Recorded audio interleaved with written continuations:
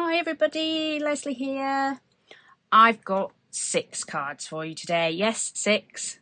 I've gone a bit nuts with my snowflake cards today. So this is the last in my spinning puzzle card series. I've got these 6 cards today. I've got 3 with stamping examples, 3 with die cutting examples, and they're all using snowflakes, all different snowflakes, and they're all using hexagons today. Now these cards would work equally well with circles or with a different nested shape, but I wanted to use the hexagons because on every single example you will see the layer peeping out from underneath, and I've done something a bit different on all of them. So I've got a shaker card going on, I did some inking, I've done this one in full. So if you've not seen one of the hexagon spinning puzzle cards before, you can, this is the first one, and I've done that start to finish in full, so you get to see all of it. And I'll put chapters down below so that if there's one particular one you want to see how I did it, then you'll be able to see it. I was kind of inspired by the idea of those, I think they're called impossible puzzles that have things like baked beans on them. So I thought, for example, if you use snowflakes, it kind of looks like an impossible puzzle because there's so much repetition, but they're all different. But you see what I mean about it being impossible. Now, I know what I did then. I just rotated everything one. But if you obviously send it much better mixed than I just did, it kind of becomes like those impossible puzzles. Hope you like these ones. Please, if you're not already subscribed, I know every YouTuber says it, please would you consider subscribing to my channel. It really helps all us little creators if people are subscribing to us.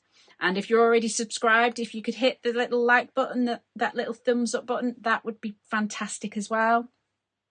And yeah, it'd be really nice if you'd comment which one's your favourite, maybe, because all these things, interacting with videos, it helps all us little creators. So yeah, I've got 3 stamping examples, 3 die cutting examples. Let's get on with it, and you can see how I made all these lovely cards. I thought I would do a complete back to basics starter card. So if you've never made one of these spinning puzzle cards before, I'm going to show you everything start to finish. I just went through my stamps and found some snowflake stamps. So as I said in the introduction, I want these to be complicated puzzles. So I just found this stamp set that happened to have 1, 2, 3, 4, 5, 6, 7 snowflake stamps in it. It could have been from 7 different stamp sets. A lot of Christmas stamp sets have got little snowflakes hidden here and there. This was just one from, this is the Glittering Snowflakes collection that came with issue, I think it was issue 100 of Creative Stamping magazine. But any snowflake stamps would work for this card. Hopefully you can see I used white pigment ink, and then I put Wow clear embossing powder over the top and heat set it all. So that's what's on this, and this was just some smooth navy blue cardstock. And after that had all dried and cooled down again, I used my little mister bottle. This is just one of the small craft mister bottles that you can fill yourself, and this has just got water and about a teaspoonful of Perfect Pearls in Perfect Pearl, and gave it a couple of sprays. If you can see the shimmer in the background, that's what's all over this navy blue cardstock to make it shimmery and shiny, but it is still completely flat. So that's what I did for my panel, and I'm going to try and save the edges of this to go on my card.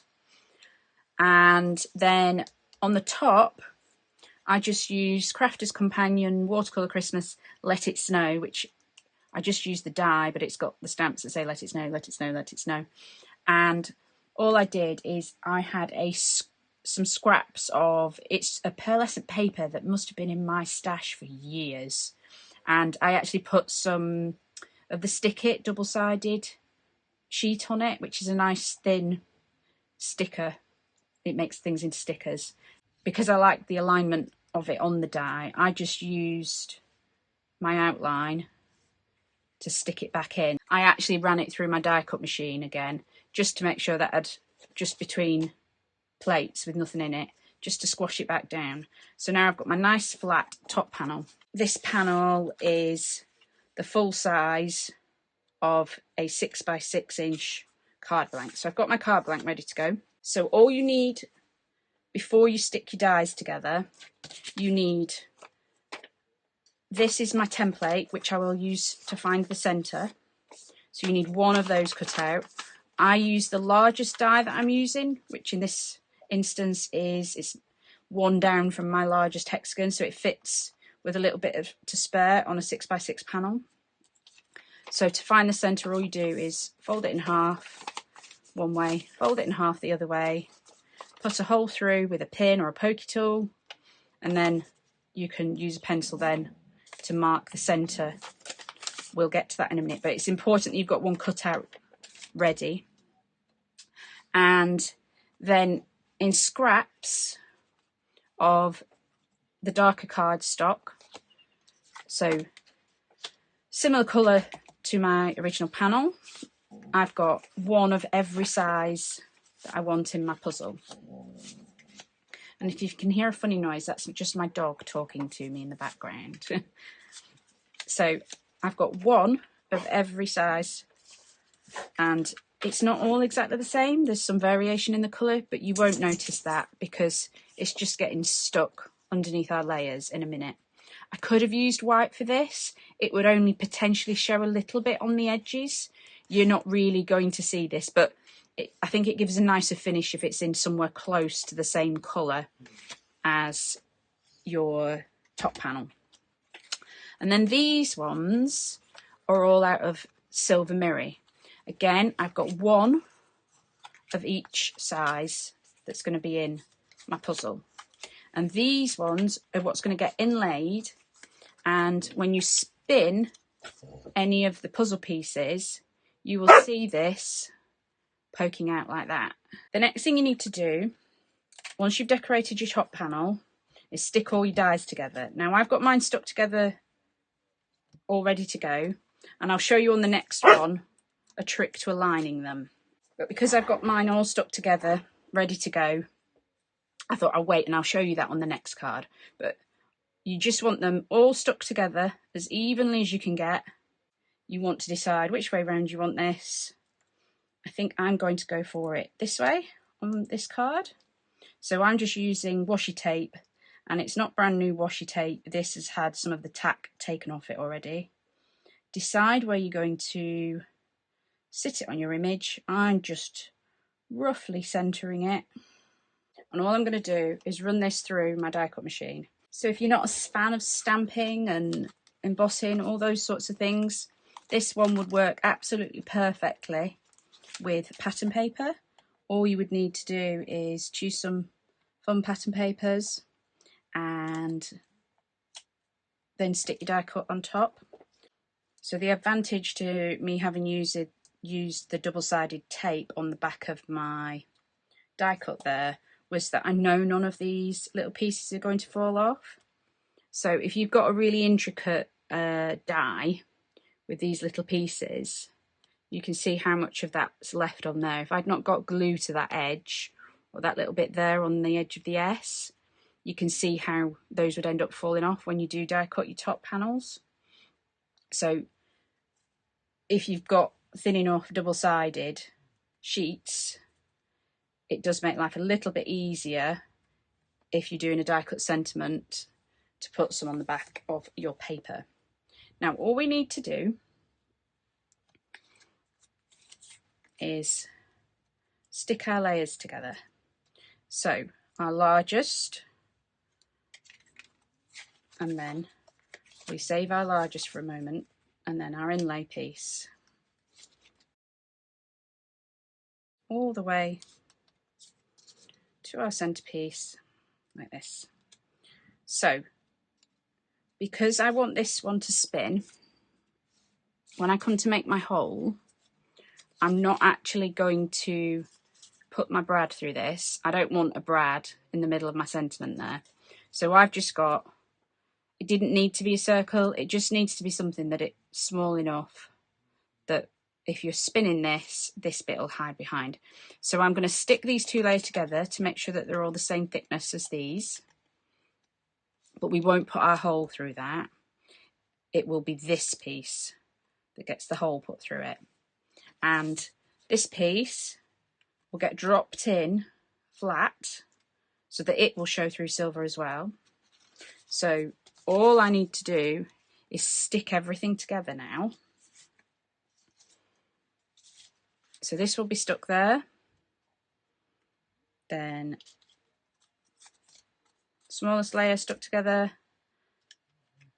Next one, and so on and so forth, coming out. So I'm going to go away, get all this stuck together, and come back to you when it's all stuck together. And I'll just show you with this first one that what I meant about the darker colour. So although you don't ever see the back of this, if it's just slightly out anywhere on your die cuts, so this edge, oh, you can see me reflected. This edge is just showing slightly. If that was stark white or another colour, it would probably show. Right, so I've got all of my layers stuck together. So as you can see, they're nice thin edges. So hopefully a nice complicated puzzle.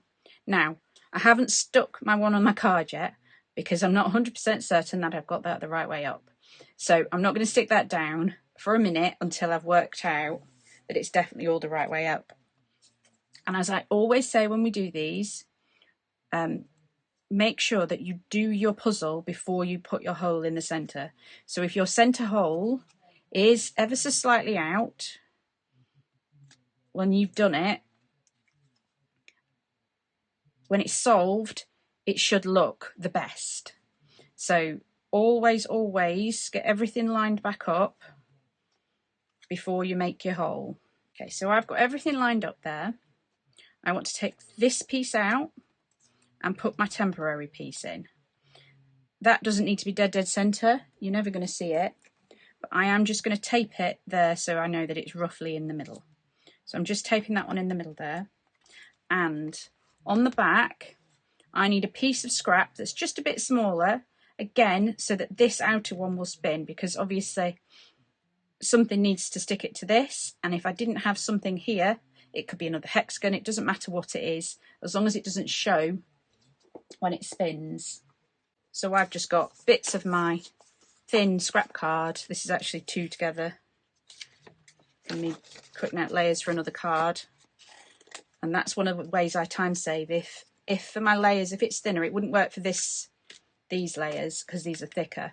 But in the next one where I'm going to do white layers, when it's folded over, I can still get through two pieces of this. So this is 160 GSM, so it's still only going through sort of 320 GSM, and your dies will go through that no problem, at least for simple shapes. They might not for more complicated ones. So I just fold it over and I can cut two at a time, which makes the cutting part a lot faster. So this just needs to be small enough so that when it spins, it's not going to show. So that's obviously not going to show if I stick it somewhere in the middle. But it needs to be big enough that I've got space to stick my foam tape on it. So again, I'm just going to temporarily tape that, roughly speaking, somewhere in the middle. So I'm just looking right from above. I've got everything lined up really well. And I'm just going to put a piece of tape just to temporarily hold it together. Although, of course, it's stuck to my board instead. And now it's all moved. So, again. And this is where we need our template. Like I say, it could have been any of the sizes, whichever one you're happiest lining up to. And get your template. Line it up on the top. I picked up the wrong size. It's this one. I've got two different sizes going on. Make sure you've got the right size. And line it up again, get it as best you can. And we've already made a hole in the middle. So all we need to do is get our pencil and put a nice big dot in the middle so you can see it. when you take your template away. And because this is all hexagons, it's a bit more forgiving if it's not dead center. And to make my hole, what I've been doing is I've been using my Crop-a-dile Big Bite. If you've not got one of these or another punch that will go through and have enough reach to get to the middle, you can do each layer individually with different types of punches. You know, there's ones with that you can use with a hammer, but I do think it's worth investing in one of these if you're going to make use of it, because I know they're a considered purchase. I'll put a link in the description below. But I've had this one, it must be 15 years at least, and it's still going strong, still works fine. And there's a lot more you can do with them as well as this. So it's by far the easiest way to get your hole in the centre. Now, I just want to put my brad through there. So all you need is a brad that's long enough that it goes all the way through your layers. In this instance, we're never going to see it, so it doesn't need to be a pretty decorative one. We're hiding it. I'm just checking. I don't think the legs on my shortest ones in this instance are going to be long enough. Let's double check these ones. No, I think they're just a bit on the short side. But if you've got some funky coloured ones that you're not that keen on, you can use those. You can always colour them, but I'm just going to use one of those little green flower shaped ones. I could have used a flat one. Doesn't matter really what you use, because you're not going to see it. Now I can take all my tape off so that I can stick my foam tape on. So to get our middle in, we need to have this so it sticks just to the circle. So all I need to do is put some foam tape around there. So I've got my giant reel, and this is just nice thin foam tape. It just needs to be just the tiniest bit thicker, or a really similar thickness to your brad in the middle there.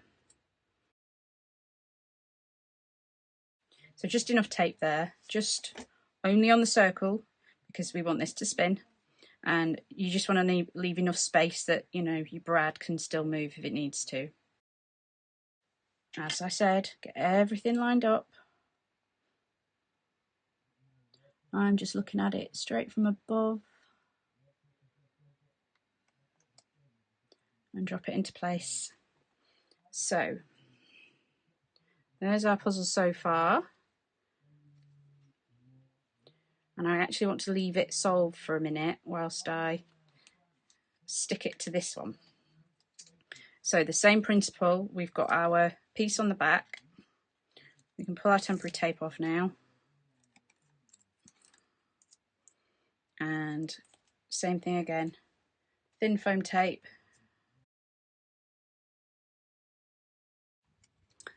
So what I'm going to do is stick this to this. There we go. Now, I'm hoping that I've got this still the right way up. I have. I was just worried that I didn't have this the right way up. So all I need to do now is stick this to my back panel, put glue on the back of this, and it'll just drop in like a puzzle piece.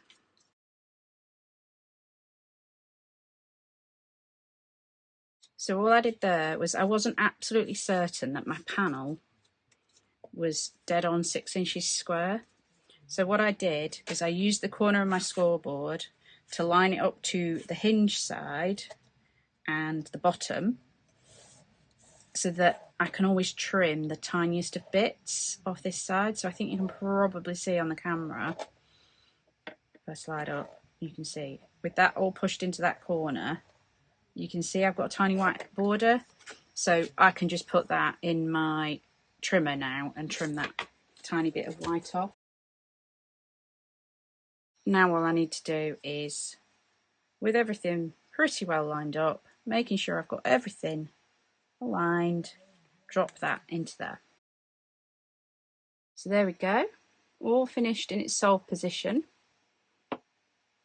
Hopefully you can see it's actually lovely and shiny in real life. It doesn't pick it up the best on camera, but hopefully you can see all that. And you can see now when we go and mix it up, and this is why I like putting the fun colours, or in this case the silver mirror, in under the inlay layer pieces, because that looks really cool.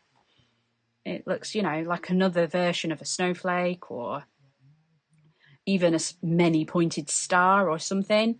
So that still looks really fun and festive, even though, you know, it's all mixed up. Yeah, you can put a little personal note in, send it all mixed up like this, you know, and say, solve me, or do the puzzle, whatever wording you choose. And I know how I mixed it. So I might look like I'm solving this very quickly, but that's because I took note of what I actually did then. I turned everything one rotation in the same direction so I could solve it nice and quickly. But yeah, if you mix it up properly, which I didn't. So yeah, I think that's, hopefully that gives you the idea of how you make it, how you hide your brad, that you can do different things on the layers. The only rule is keep your top panel flat enough that you can die cut your nesting dies through it. And it's not too thick.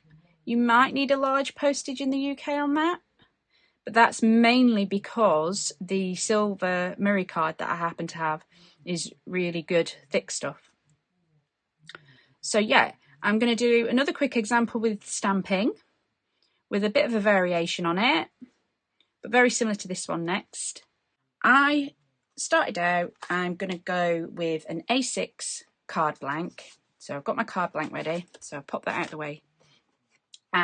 Sorry, not A6, it's a 6x6 card blank, obviously. So this is 6x6 inches. And all I did to start with, cut myself a panel. This is what's going to end up being cut out. And I stamped my Merry Christmas in the middle, which hopefully you can pick up. And then I just fairly randomly stamped this large snowflake stamp. And these are both Skull and Crossbuns stamps, who I've mentioned in videos before. She does grey rubber stamps. She's a small UK company. And usually they're wood mounted, but she does mixed bags of unmounted ones as well. These have all come from mixed bags, which is why these ones aren't wood mounted. So I'll put a link to her. But all I did was stamp the large snowflake randomly. And as I said in the introduction, my aim with all of these cards today is to make what will be complex puzzles. So hopefully you can see it's not dead on symmetrical, and that's deliberate.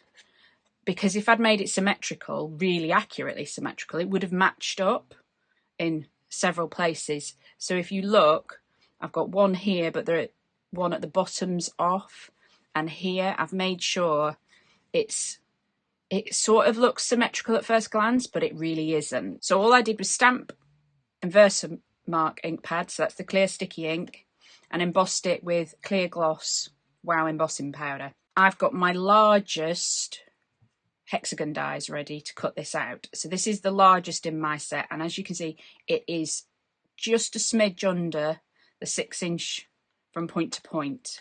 What I thought we'd do, just to vary it a little bit, was cut my sentiment out in the middle with a circle. So that'll give it a different look again from everything we've done so far.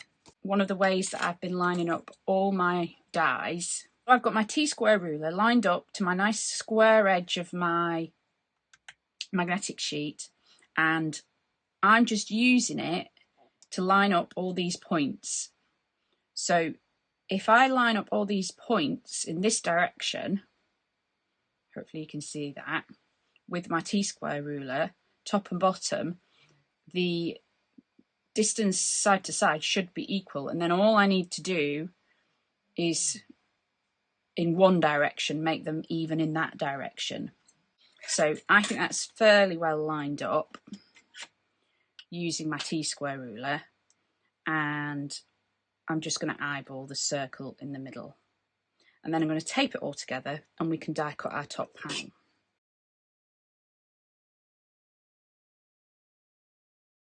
So because this is brand new washi tape, I am just going to give it a little dust just to make sure that it's not going to stick too much. I don't want to rip my panel. So that's just anti-static powder. So I deliberately left the circle in the middle clear so that I could line that up around my centre. And I'm just going to die cut this. And I've just completely remembered that I was supposed to ink this before I cut it out. So I'm going to, let's say, pivot and temporary tape this back together and ink it and see what it looks like. And if it looks rubbish, I'll start again and you'll never see this footage. Well, there you go. There's the example of not having had enough coffee in the morning. All I've done is tape those back together so we can ink them. So I've got my bar mat drip tray and I've got, because they were still on my desk from my last video, hadn't tied them away, I've got faded jeans, stormy sky and tumbled glass distress ink. And I've just got a blending brush and I'm just going to start, because I don't think I'm going to keep this outer edge because I've actually marked it in my die cut machine. I think I had it hanging off the edge of my plates. I'm just going to start at the edges with my darkest colour and just do a bit of inking, and hopefully you'll be able to see the snowflakes appearing. And I've also got one of each of my layers, and if you look, there's only going to be a small amount of it show, but I'm going to make it match. So I've just got, this is just some cheaper, thinner white cardstock that I've cut for all my layers, and I'm just going to ink the edges just in the same colours as we're going inwards. So I think probably the first two I'll do in the darker and then get lighter as we're going in.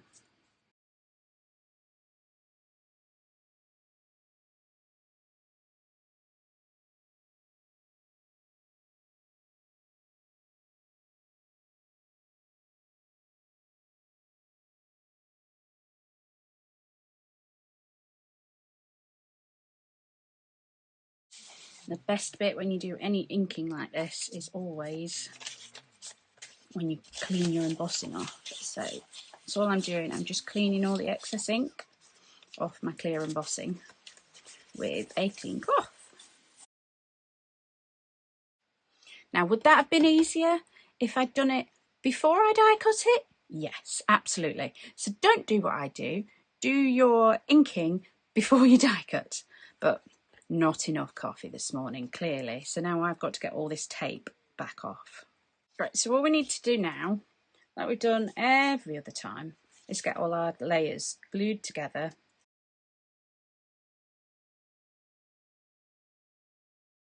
And I've been saving all of my templates in a pouch, especially for the ones that are on my magnet board, so that I don't have to keep recreating templates.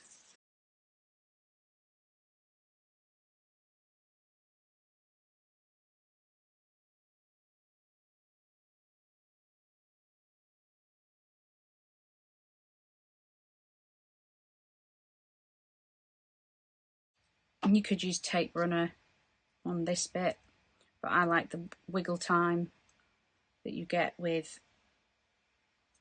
wet glue. So I've just made this a side fold so it stands up nicely. And there we go. So shall we give it a mix? So before we give it a mix, there you go, you can see in close up. Again, even with how many layers we've got, 1, 2, 3, 4, 5, 6, 7 layers in this one, even with all those layers. I don't think that's any thicker than like a chunky ribbon or embellishment would be. I'm still fairly certain that would fit through the slot. Once it's in an envelope, and an envelope will keep it all, you know, flat without it floating in midair. I still think that'd fit in a regular postage. I'm going to have to take one and post one and check that. So this is why I inked it all. So as we spin these layers, instead of it just being the white underneath, hopefully you can see now, the circle doesn't matter so much. It's only if your alignment's slightly out, which it is, that the circle one becomes obvious. So my alignment was ever so slightly out, which really doesn't matter. But here on the circle, if that had been stark white showing in there, hopefully you can see that on camera. If that had been stark white, that bit would have shown an awful lot more. But as you can see, once you get it to that distance, you can't see it at all.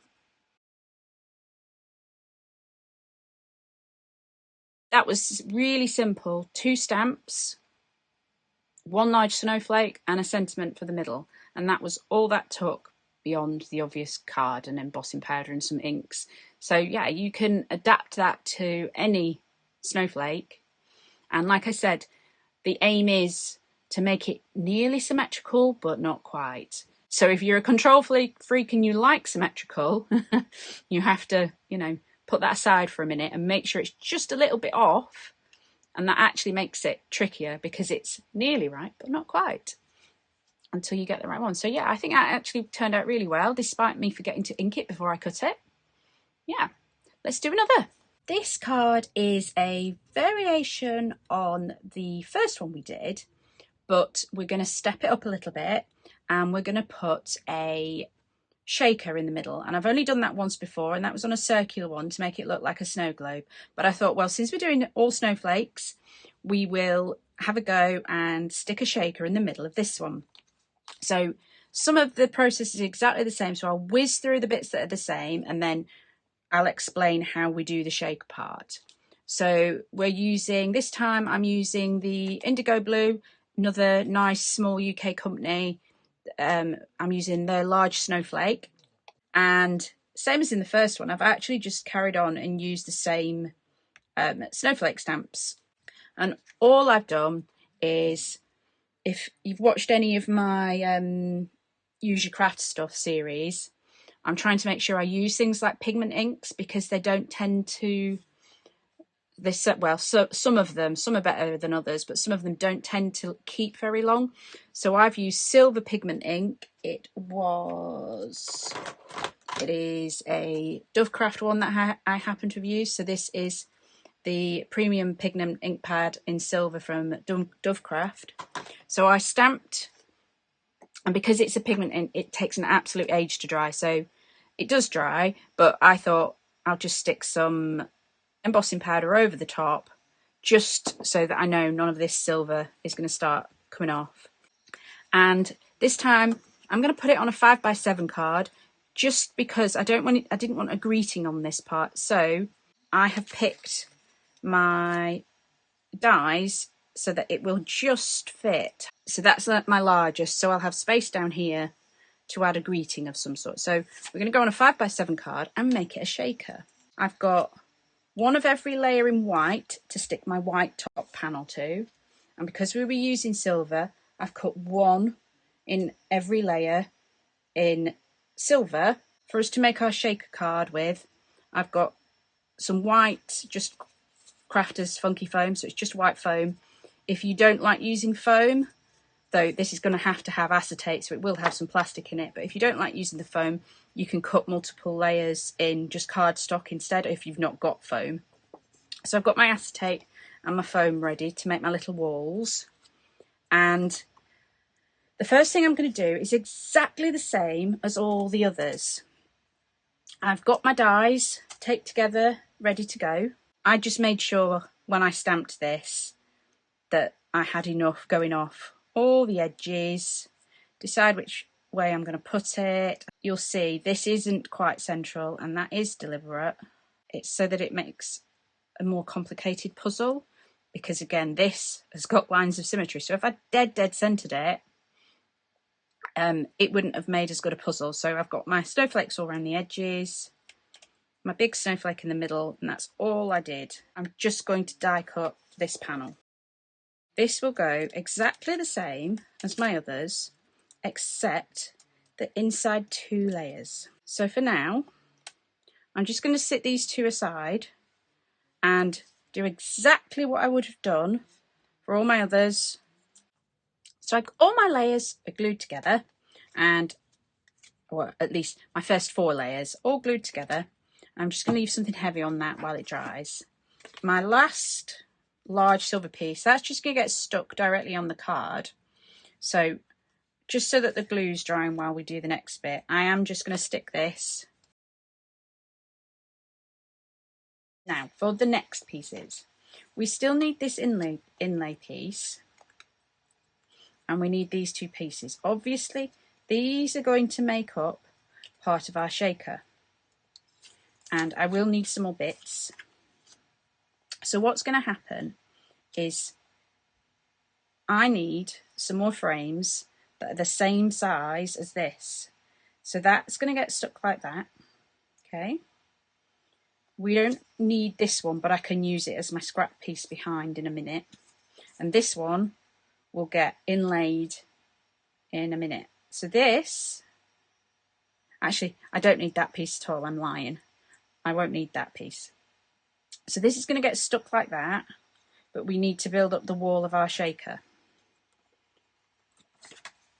So from my die set, I just need my 2 middle ones. And so that it matches up with this exactly, I'm not going to take them, if you see what I mean, I'm not going to take them apart. I'm going to snip my own tape all the way around. And that's just so that they're staying stuck together exactly as they are. So these should be exactly the same as this. So top tip, if you're using foam rather than layers of card, do not run it in backwards and forwards multiple times. Only do it in the once. Because if you keep squashing it and squashing it, I promise you what will happen is it'll get flatter and flatter and flatter, and it won't come back. Now, if I leave that for a few minutes, it should come back. And it sometimes also helps if you give it a little heat. Not for long, just enough that it springs back. And it should spring back to how it was before. Now, I wanted to do that before I pulled these apart. So we don't need this middle piece. We can use that somewhere else. And I just want everyone to logically think about what we're doing. We're going to have that stuck on there. And then this is our little walls for our shaker. So we need our acetate piece. And this is just some saved packaging. It's not anything fancy. We need it to be the same size as our bigger one. So I've got my bigger of my 2, and I'm just going to run that through my die cut machine, and it may or may not cut all the way through acetate. It depends on firstly the acetate and secondly your dies, and it's very nearly gone through, but what it does do, it gives you a very clear line that you can just run your scissors around. So this is going to sit on top. So I've got my foam wall, my acetate, and my top piece. So I'm going to make sure I know, because I haven't lined this up dead on, which is why I did it with it still taped together. I'm just going to work out where this matches up the best. But to start with, I'm going to stick this to my bottom piece. and wet glue works just fine, usually on foam. And then, like I said, I want to get everything the right way up because it's not quite square. So I'm going to sit that temporarily. My acetate's not in there. And then I need to work out where this matches and drop it in. There. So I just kept rotating till I found which orientation that needed to be so that I can drop that in there. And making sure I keep everything the right way up.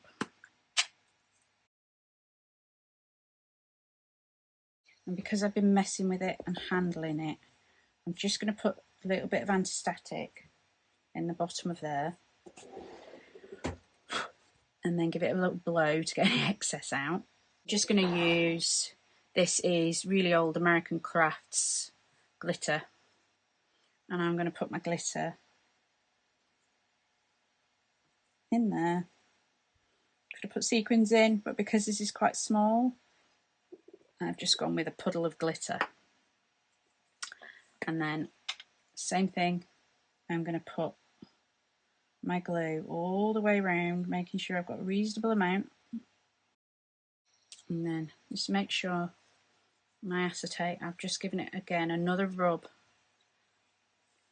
with my anti-static powder bag because I don't want my, it's still jumping onto it, look.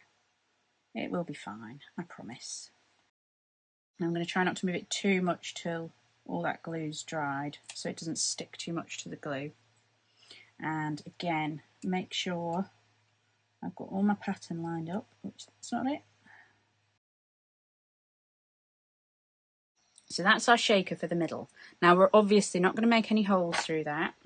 I'm going to put this to one side and put something heavy on it, leave that to dry while we come and do the last bit of our puzzle and get the hole through.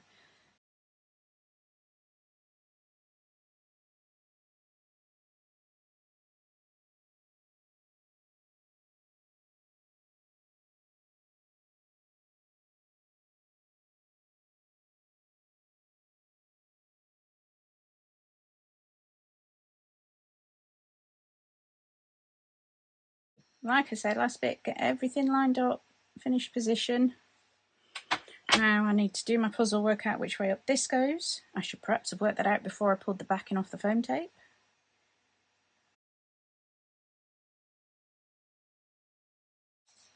Now my glue's still not quite dried, so I don't want to shake it too much because I don't want all of the glitter to stick in that glue.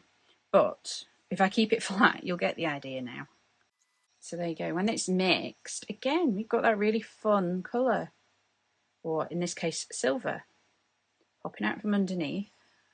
You can still see your inside pattern, but you don't need to align that so as part of the puzzle, but it was just another way of putting a shaker in without it being a snow globe. And I've got room at the bottom here for a greeting, so I'm just going to pop this down the bottom while the glue's drying, and I just offset them slightly just to give a little shadow dye. I could have done the shadow dye in black, but I happen to have the blue out on my desk. So there we go, all mixed up, and we can return it back to its sole position. So we've got our fun puzzle, and like I say, I very deliberately slightly offset the centre snowflake just so that it's not completely impossible to match it up. And because I've got little bits of the snowflakes hanging on the edges, you can work out once we spread out to the outer layers where everything matches up. So here you go, there's a really fun idea how you can incorporate something a bit extra, bit of shaker, something more interesting. That's all my stamping examples. Let's move on to the die cut examples. This is an old Spellbinders set of snowflake dies. I didn't use this largest one, but I used all the others in it. So I've got 1, 2, 3, 4 different snowflakes, and that's all I've used on this particular one. I've got obviously my hexagons ready, and already cut. I've got my dark blue panels and I've got this pearl paper. So as I said, this is really thin pearl paper that I've had in my stash probably for close to 20 years, and I've never used it because it's really thin. It's okay for making mats and layers, but I had 3 or 4 sheets of it left.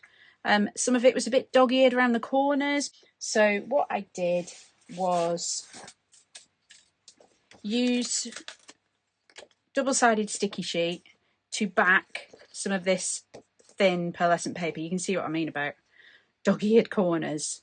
I cut a blue panel that was just a bit smaller, so I thought we'd keep the outer edge, and this time we'd have a white border showing on the card, just for something a bit different. And I did the same thing as I did before, made sure nothing was symmetrical. Once I'd stuck these all down, I did run it back through my die cut machine, just between the 2 plates with nothing else, just to make sure everything was adhered.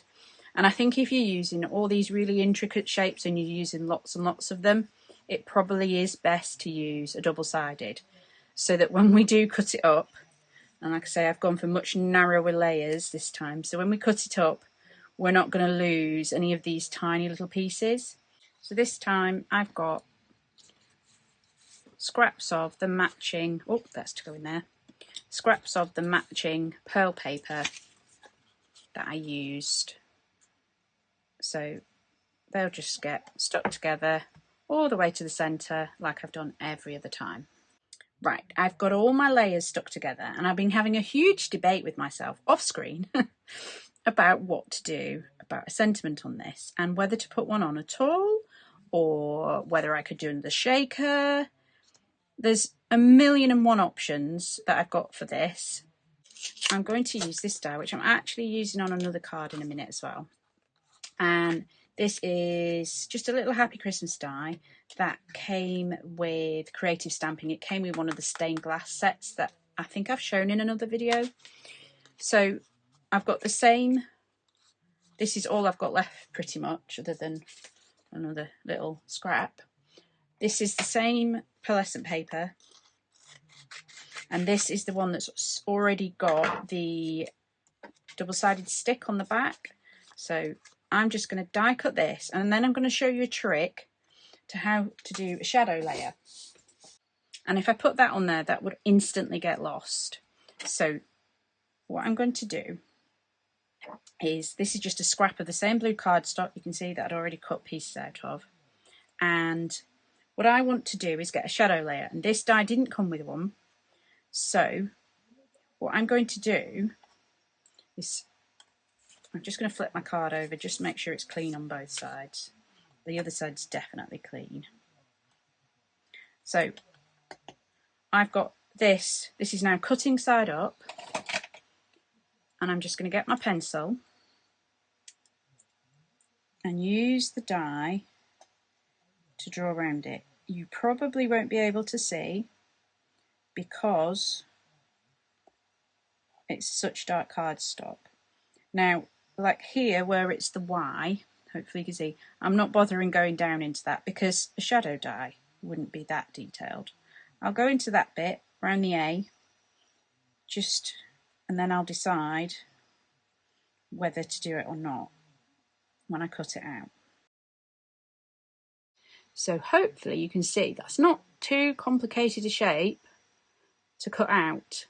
And then obviously when we flip it over, you won't see any pencil lines because they're on the back, which is why I did it with cutting side up, so that when it's the right way up, you won't see any pencil lines. So now all I need to do is fussy cut this out.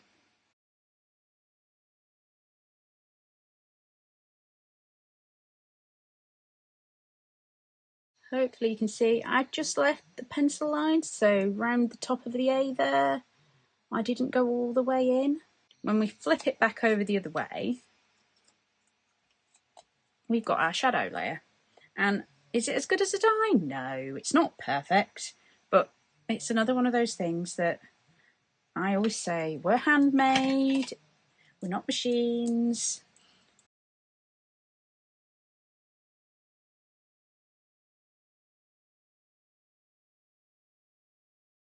So there we go, got it on its shadow.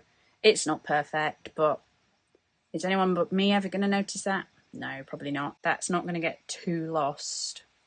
on top. But it looks like it's part of the pattern. You might like that, you might not, I don't know. So in this instance, I don't need to do the hidden brad through this one. I can hide the brad under this sentiment. So I'm going to leave that off, get my hole through, and we'll be all ready just to finish sticking this together. So foam squares on the back. I'm just going to bring it so I can see, make sure I am the right way up, because this will end up having a way up. So there we go. Again, not much dimension because all of our layers were much thinner again. So because the inner layers are all nice and thin, this time when we mix it, it does drop in a little bit. So this is a bit more what it's like if you don't use the inlay pieces. And because there's a bit of dimension, it gets caught a tiny bit. Now that does look like a complicated puzzle to me. So if stamping's not your thing and you're a die cutting person, all you need to do is find some snowflake dies. There you go. Let's do another example. My last two examples are really similar, and I'm going to whiz through the actual making of them really quickly. So I have mentioned in videos before that I end up with really odd shaped scraps because I've done quite a bit of digital die cutting, making 3D box cards and things. And I had all these bits of glitter card that I'd used on Christmas cards probably 7 or 8 years ago. And I'd cut out the star shapes from them, and I had a strip down this side. I wanted to show you, you can treat your layers especially and your top sheets as scrap busters. So you might not have weird scraps like I do, but these were, I must have had about 6 sheets of this with the strips down the side, which this is what I'm down to now. And I also had this fab green sheet, but I don't know if you can see, I saved this odd offcut because it kind of faded around the edge. I think this was something I'd got off Facebook Marketplace, and it had obviously been sat in a pile and the edges have got bleached. Not quite a full sheet of that. It was very nearly a full A4 sheet. And that's all I've got left of that. You'll see I've used bits of it. And then I also had black glitter card. And I kid you not, this was in a pad with some white glitter card from the pound shop. And it was one of those pads where it was stuck together at the top, so you couldn't ever get a full sheet out of it. And that's what the full sheet size was. So that's the full size of it. And honestly, this has been in my, I'd used the white sheets out of it, but the black sheets were all stuck together, and I've been on, oh, you can see it was all stuck to the backing sheet as well, because it was just a cheap pound shop one. It's really thick and it's really lovely glitter card, but honestly that's been on my shelf for more than 10 years. So I thought, let's go all out and do some blingy snowflake glitter, use up my scraps. So I wanted to show you that I really am using up scraps for these two. And I used all these snowflake dies on one of them. So I think, barring maybe this small one, I think all of these came in one set, and it was, if you're in the UK, it was a set from the works a couple of years ago. I've got loads of other snowflakes in my die collection, but I thought, oh, they're all on one of my storage sheets, I'll just use those.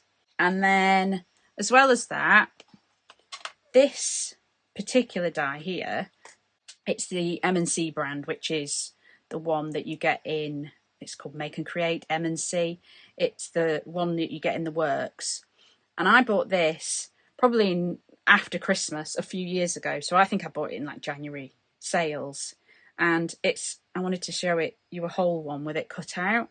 So I've not used this one yet. So this is just out of that white glitter card. And I had enough down the edges of my A4 sheets to get this Christmas tree one. But it's like a snowflake Christmas tree. So I'm going to start with the green version. And I'll show you what I did, because I didn't have enough of that green glitter card, because like I say, I didn't have quite a full sheet. So what I've done for my layers, I've done alternating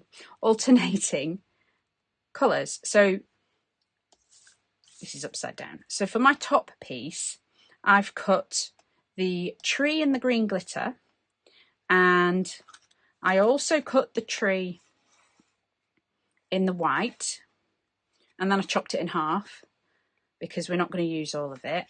And then with some of my smaller snowflake bits, I've just infilled. And the reason that I've not thrown away all those other tiny bits is because I've got a tiny snowflake punch, which does, even though this is actually really thick, it does just go through it. You have to press really hard. So if you've got hand issues, don't try it because you'll struggle. And I've also got this one, which is an X-Cut one of the X-Cut palm punches, and they're really good because you can get quite a lot of pressure on, so they'll go through quite thick things. I can't say that the glitter won't damage them eventually if you keep doing it, but I've had this one for years and I've cut tons of glitter card with it. So these ones are really good. The ones that have got, you can get a really good grip on them, or you can put them down on the table and push really hard as well. So I like these ones. So that's one of the X-Cut punches. So the small one isn't actually on this card. I think there's one on the other one, but this is the X-Cut one. So you can see it's, it's not a teeny tiny snowflake. So I thought for the layers that I'm going to hide underneath, we would go alternating colours because I didn't have enough of just the green and I was kind of wanting to use it up. So I've got my layers cut ready to put my top piece on when we've cut it out. And because I've got these sitting in my stash, this is actually a white glitter card blank, and it's glittery on both sides. And what I've done quite a lot of the time is they come folded ready like this. I think these are really old Do Crafts ones, and I think I've got them from Every Craft's a Pound when I've been at craft fairs. And they come in, I think there's about 12 in a pack. So what I've sometimes done is just chop them in half, which I could still do with this one, and just use on a normal card blank so that you get 2 for 1 on your glitter card. But I thought I'll just stick it onto that. So I've got all my layers. For the layers I've already cut. So we're going to cut it like this so that the green tree stays intact, and then these bits were just decoration around the outside so it wasn't blank. So I'm just going to take this, get it lined up the way I'd intended it with the tree, and I'm not going to use the outer edge. And I don't think I said, but I did the same thing. I backed my glitter card with the Sticks to Stick It double-sided paper, so that I wouldn't have to worry about anything falling off any of these tiny little pieces. And again, I think we're back up to 7 layers for this one. So again, all I'm going to do... Oh, I meant to show this. I didn't have a white piece big enough for my first inlay piece. So all I did was find a scrap that was big enough to make it wide enough, and put washi tape on the back, and then I die cut them taped together. So because this is just being an inlay piece, and all you're ever going to see of it is that. So when you spin it, I don't even think you'll see much, if anything, of that little piece.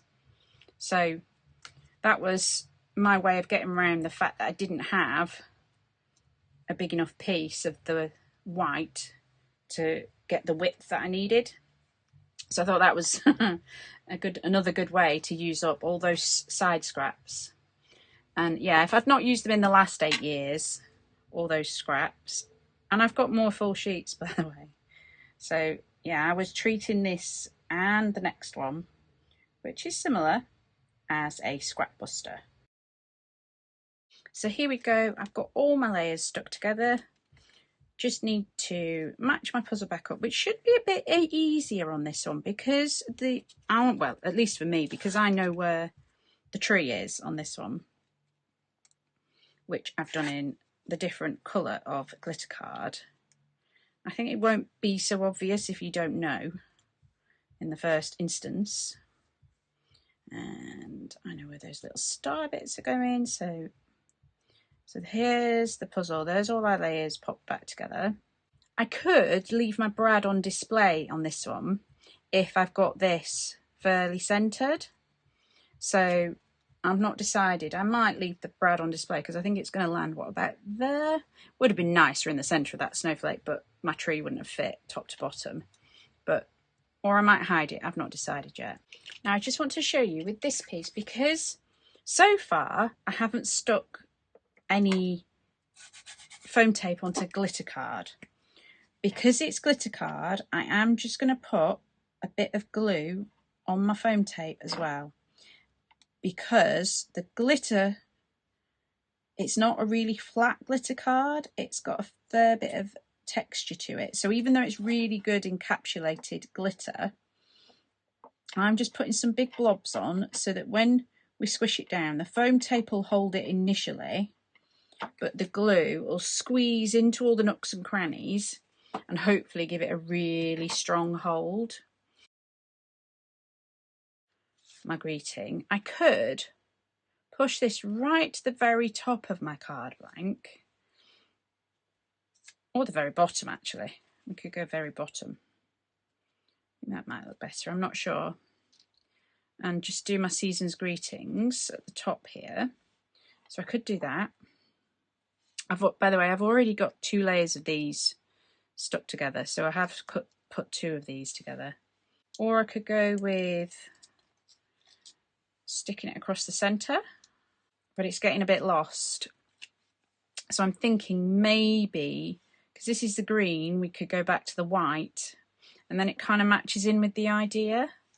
So I think I'm just going to pull these out and stick it like a shadow layer, like I've done on the other card.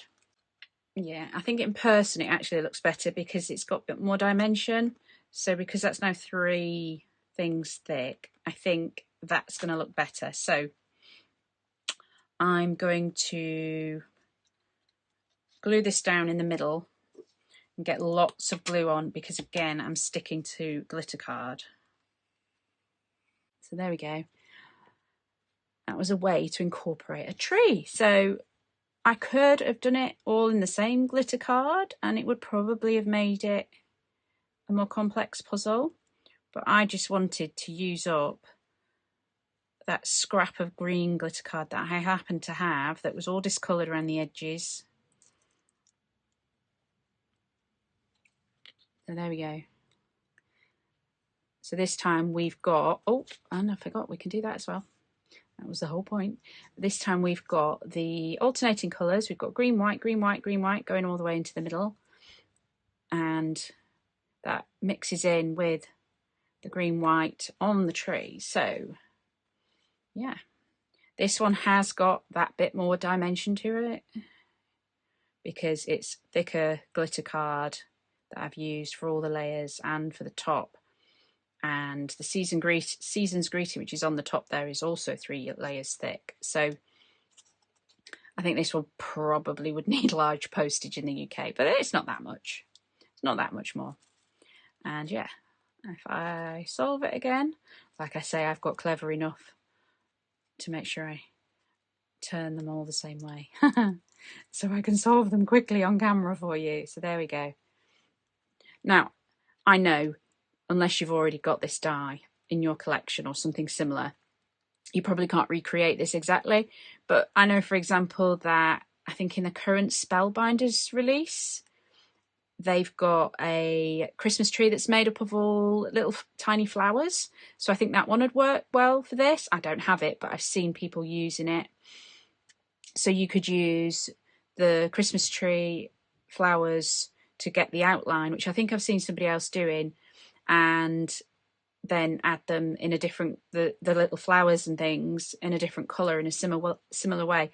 So I'm sure there's loads of dies out there that you could use to get a similar effect to this if you've not got this type of die. Or you could use small snowflake dies to build up the pattern yourself. So you could build up a simple triangle. If you actually look, it's 2 larger ones, 2 smaller ones, a large one, 2 medium-sized ones, and so on, you know, 3 smaller ones, a large one, and a star on top. So you could, if you've got some different size snowflake dies yourself, build up a tree shape yourself. And if you like the idea of the green glitter card and you've not got green glitter card, if you've got white glitter card, there's definitely sprays. Some of them you can ink over the top.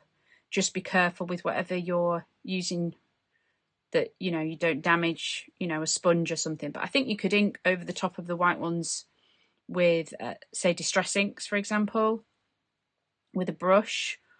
So yeah, I think there's ways you could make your own glitter card. And again, I just think having the different coloured layers just makes it another really fun option. So I've got one more example. It's again very blingy like this one, but it's very similar. So I am going to whiz through the making of it again, but I will show you what I used. And let's do the last card for today. So like I said at the start of these 2 cards, I just used those snowflake dies I showed you and my punch for some of the smaller ones. This is the punch and this is that tiny punch, just to make a background. As always, I've got one black one in every layer cut out, and I've got my infill pieces in that fab glittery card. So that's the pound shop. I suppose it's the same as Dollar Tree if you're in America. So we have pound shops instead. I've only cut layers up to this size because that's what I had enough black glitter card for. So what I thought I'd do is do this as a shaped card. So I will take my die off, my outer die off in a minute, but not yet. I'll explain why. So I'm going to make this, I'm going to do it tenfold and have the fold at the top, and I'm going to make it the same size as my biggest die. And what I'll do is I will cut this out as I had planned to do before I realised I didn't have enough glitter card for a bottom layer. So I'm going to cut this out, and then this outer ring will stick flat onto my shaped outer. So I'm just going to cut this, stick it all together, and I've even done the same thing with my sentiment, that it's ready to go, matted on black with the glitter card, and I created that mat in the same way as I showed you on that previous card. So I don't need this piece. I just made sure that my snowflakes were hanging off the edges. So I need my largest one, and as I've shown you before, or if you've not seen it before, if you want to make your shaped card blank, you pick the side with the hinge and you line up your die. If I can get it in the middle of the camera, you line up your die so that it's hanging off just a tiny bit. So in this instance, it's just, I've just got the straight line, so I've still got all this bit here as my hinge, and as long as the die is hanging off that top edge, it won't cut it. So we will get a shaped card blank. And just because I'm going to cut through both pieces and my cutting plate is really cut up, it needs cleaning, new one, but this has been going for years and years and years now through my Sizzix. This one, it would leave the imprint of all this on the back of my card, which is fine when you're doing die cuts that you're going to glue down and never see the back of. But if you're doing something like this where you're going to see the back, just put some thin copy paper, file paper, just really thin stuff. You just want to put a layer of it on your cutting plate so that that back imprint doesn't end up on the back of your card.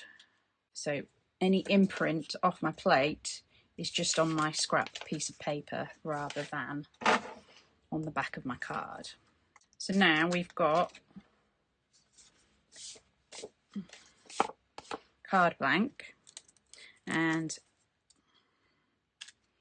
this piece, like I said, the outer piece, I'm just going to, which way up is it? Is it? Yeah, that way up. I'm just going to stick that flat to the back, and then this piece will drop in its layer like that. And as we've done every other time, glue every layer and its infill piece all the way to the middle. So we've got all of our layers stuck together. I've got this one is ready stuck flat onto the card blank, and these ones I've got them all matched up. I don't need to do a hidden brad because, as I said, this is going to go on top, so that will cover up where my brad is on this particular layer. So I just need my piece of scrap behind to make sure that my outer layer is going to spin on top of my puzzle.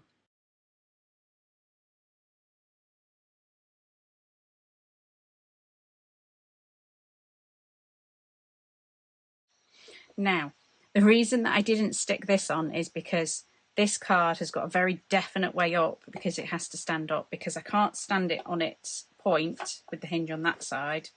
So I know that it has to be this way up because this outer ring's not spinning. So I didn't stick this on just to make sure I got it the right way up. And like with the last one, because we're going on to glitter card, I am just going to put some nice big blobs of wet glue as well as the foam tape, so that I'm not just reliant on the foam tape. That won't be going anywhere. So this now will spin everything except the outer layer, which obviously is part of the card. So I'm just going to put some foam tape on the back of my greeting and pop it over the brad. And because again this is going across a mixture of glitter and flat card, I am actually just going to put a blob of glue on each of those just for the same reason. And I've actually used slightly thicker foam squares on this because the black brad that I've used, it's got a bigger domed head on it than some of the other ones that I've been using. So there we go. So again, this one's not the flattest by the time it's got all the glitter card in there. But there we go. It is on a shaped card blank. Stands up beautifully all on its own.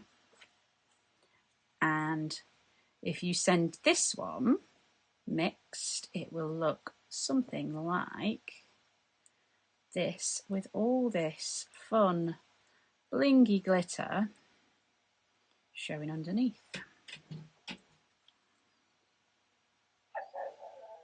And there we go. So like I said in the intro, hopefully all these are nice complicated puzzles because of the nature of snowflakes. So they're all nice mixed patterns, and that's what it looks like mixed. And of course my dog wants to come in while I'm just finishing. If you can hear her barking in the background, that's because she's outside and wants to come in. So all that added extra bit underneath, it's just really fun. Hope you like that one. So that's my last card for today. So a huge thank you if you watched all the way through. Yeah, this is the last in my spinning puzzle card series for now. I am going to move on to a completely different sort of puzzle. It is going to be more puzzles, but I thought I'd give you one last look at them all finished and mixed up. Again, if you've been enjoying my cards and you've not already subscribed, please, please, please consider subscribing. It really does mean that us little creators, we do a little happy dance every time somebody subscribes to our channel. We really do. So yeah, thank you if you've already subscribed. But yeah, if you could do a little like, little thumbs up, that would also be fabulous. And the more people interact with our videos, the more YouTube thinks somebody likes them and they start sharing them as well. I do love the shaker. I think that's, oh, I don't know. I love them all. I'm not sure which is my favourite. So yeah, if you want to comment which is your favourite out of these. So we've got 1, 2, 3, and then this is number 4. So if you just want to comment a number, you can do. Or if one from one of my other videos has been your favourite, you can comment with which one it was. So last 2. So this is number 5. I quite like this one with its different coloured glitter layers. Now they're all so fun. I do like all these. And I think that they've all come out as really complicated puzzles. Like I said in the intro, I was inspired by the idea of the impossible puzzles. I do like this black and white one though. It's a tricky one today, which one my favourite is. I usually have one that's quite obviously sticks out as my favourite, but 2 or 3 of these are in the running, I think. Yeah, if you like a bit of, I'm hoping you can see all that glitter. If you like a bit of glitter and bling, but also quite sophisticated, and like I say, I think you can see that's quite a fun, complex puzzle going on there as well. So maybe that's my favourite. But I do like my shaker in the middle of this one, just for something a bit different. And I always like the silver or the gold peeping out. But yeah, oh, I don't know. I like all of them today. So yeah, 1, 2, 3, 4, 5, 6. If you comment which is your favourite, that'd be amazing. Thank you so much. Again, like, subscribe, all that lovely stuff. And I will be back hopefully next week with another video, hopefully on different puzzles. And I'm not going to do any more Christmas for a while because I think we've had enough of Christmas. Now July's over. So thanks for watching. Bye for now.